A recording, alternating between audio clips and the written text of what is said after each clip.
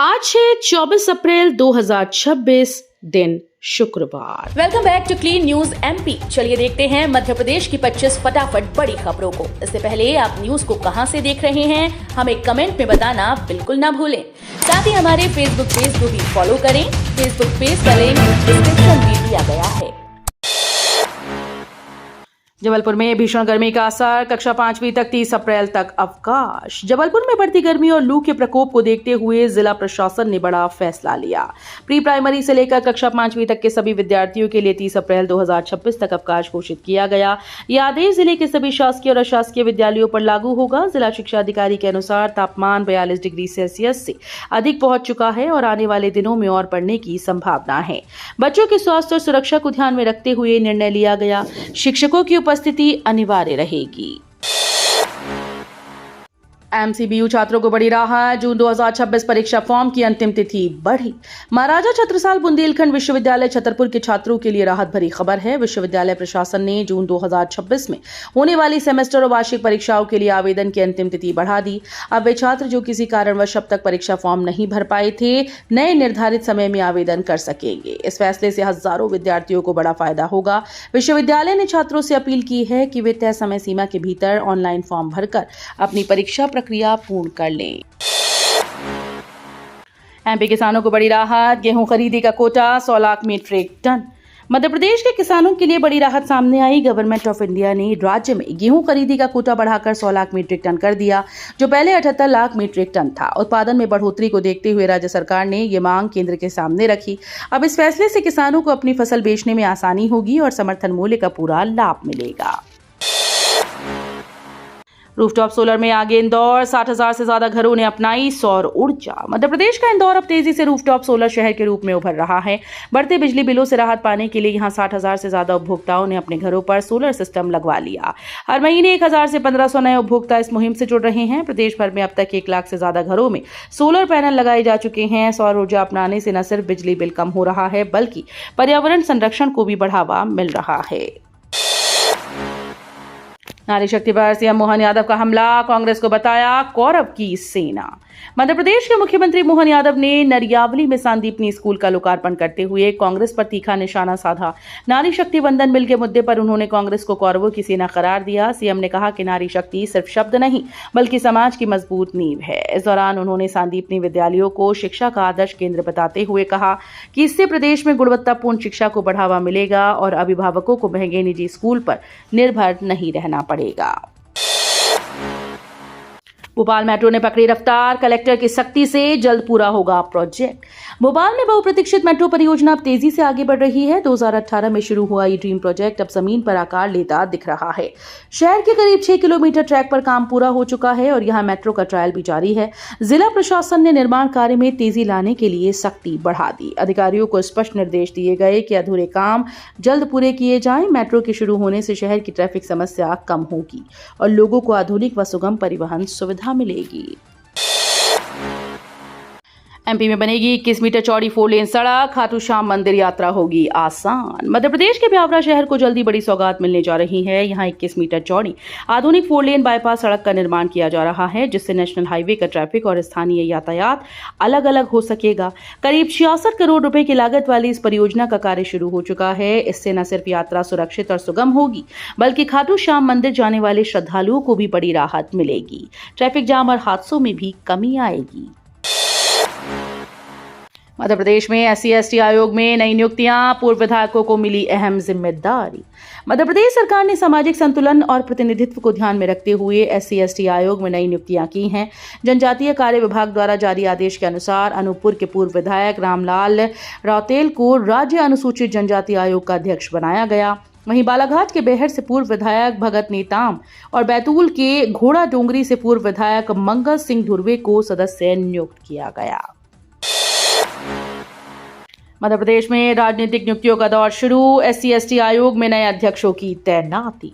मध्य प्रदेश में लंबे समय से लंबित राजनीतिक नियुक्तियों का सिलसिला फिर से शुरू हो गया। राज्य सरकार ने एससी और एसटी आयोगों में 5 नेताओं को जिम्मेदारी सौंपी। अनुसूचित जाति आयोग के अध्यक्ष के रूप में नरसिंहपुर के गोटेगांव सीट से पूर्व विधायक डॉक्टर कैलाश जाटव को नियुक्त किया गया है। वहीं अनुसूचित जनजाति आयोग की कमान रामलाल रौतेल को मिली।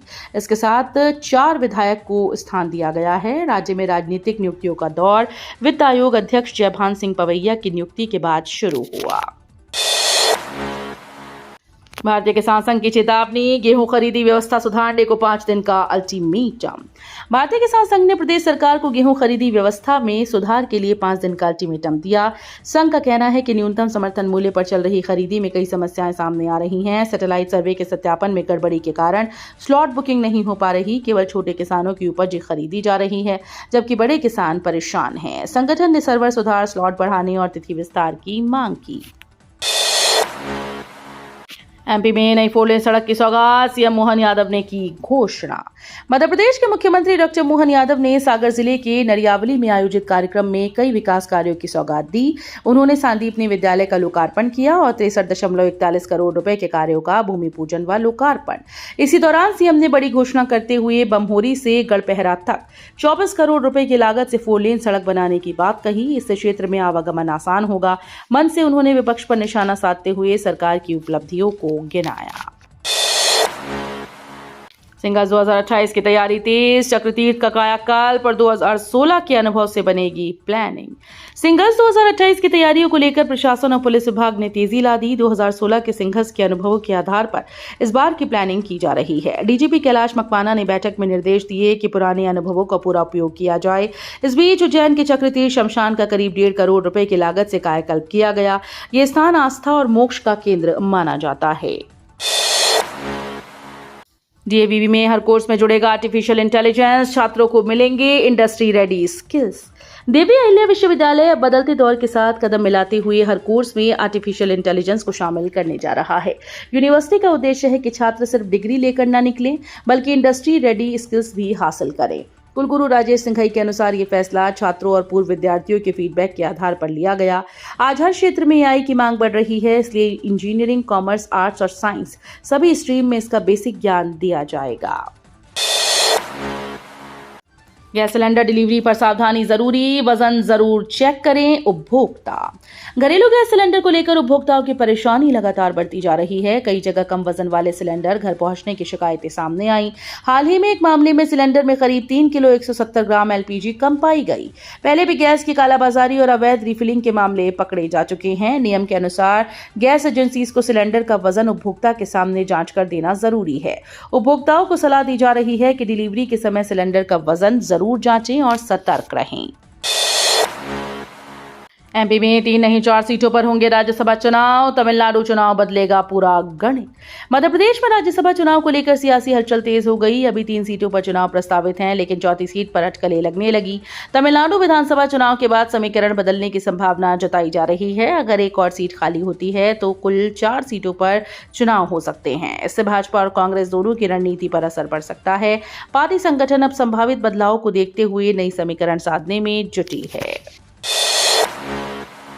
एमपी में संविदा कर्मचारियों को राहत, हाईकोर्ट ने सरकार की अपील खारिज की। मध्य प्रदेश में लाखों संविदा और आउटसोर्स कर्मचारियों के लिए राहत की खबर है। हाईकोर्ट ने सरकार की अपील खारिज करते हुए सिंगल बेंच के फैसले को बरकरार रखा। कोर्ट ने कहा कि यह मामला कर्मचारियों के भविष्य और अधिकारियों से जुड़ा है, इसलिए स्थगन नहीं दिया जा सकता। आदेश के अनुसार कर्मचारियों को न्यूनतम वेतनमान और भत्तों का लाभ मिलेगा। इस फैसले के बाद वेतन वृद्धि और नियमितीकरण की प्रक्रिया को गति मिलने की उम्मीद है। छिंदवाड़ा में फायर सुरक्षा व्यवस्था पर सवाल, 3 गाड़ियों के भरोसे 48 वार्ड। मध्य प्रदेश के छिंदवाड़ा नगर निगम में स्थिति गंभीर होती जा रही है। 48 वार्ड की जिम्मेदारी केवल 3 फायर ब्रिगेड वाहनों के भरोसे है। सहायक फायर अधिकारी ने भी स्वीकार किया कि शहर में पर्याप्त फायर ब्रिगेड की गाड़ियां नहीं हैं। यही नहीं, 10 से 15 किलोमीटर दूर के गांव तक भी इन वाहनों को भेजना पड़ता है। रोजाना 10 से अधिक आगजनी की घटनाएं सामने आ रही हैं। 1 अप्रैल से 20 अप्रैल के बीच करीब 3,72,000 लीटर पानी खर्च हो चुका है। स्थिति चिंताजनक है। आजादी के दौर से मशहूर एसएस कचौरी, ग्वालियर का चटपटा स्वाद आज भी बरकरार। मध्य प्रदेश के ग्वालियर में स्थित एसएस कचौरी वाला सिर्फ एक दुकान नहीं बल्कि स्वाद और इतिहास की पहचान है। करीब 78 साल पहले रामचरण शर्मा और लक्ष्मी शर्मा ने छोटी सी गुमटी से इसकी शुरुआत की थी। मूंग दाल और मसालों से बनी कचौड़ी ने जल्द ही लोगों का दिल जीत लिया। आजादी के बाद ये स्वाद और भी मशहूर हुआ और सिंधिया परिवार भी इसका दीवाना बन गया। आज भी यहाँ की कचौरी का स्वाद लोगों को दूर दूर से खींच लाता है। शराब दुकानों के खिलाफ सड़कों पर महिलाएं हटाने की मांग तेज। राजधानी भोपाल में अवैध और संवेदनशील क्षेत्र में चल रही शराब दुकानों के विरोध में महिलाएं सड़कों पर उतर आईं। अरेरा कॉलोनी स्थित आर्य समाज मंदिर के पास दुकान हटाने की मांग को लेकर जोरदार प्रदर्शन हुआ। स्थानीय लोगों का कहना है कि मंदिर से महज 40 मीटर दूरी पर शराब की दुकान चलाना नियमों के खिलाफ है। आंदोलन को कांग्रेस और भाजपा नेताओं का भी समर्थन मिला।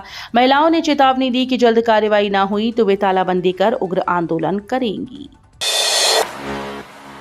कामधेनु योजना पर ब्रेक, बैंकों की उदासीनता से हितग्राही परेशान।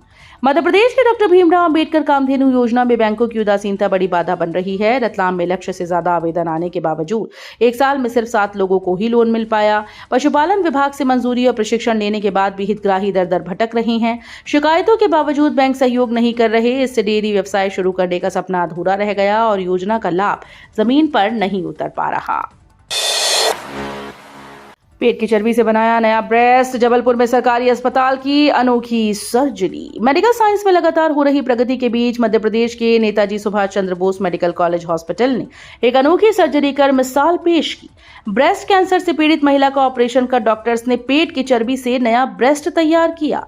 इस अत्याधुनिक तकनीक से मरीज को बेहतर रिकवरी और प्राकृतिक रूप देने में मदद मिली। डॉक्टर्स के मुताबिक ये मध्य प्रदेश के किसी सरकारी अस्पताल में इस तरह की पहली सफल सर्जरी है जो कैंसर मरीजों के लिए नई उम्मीद लेकर आई।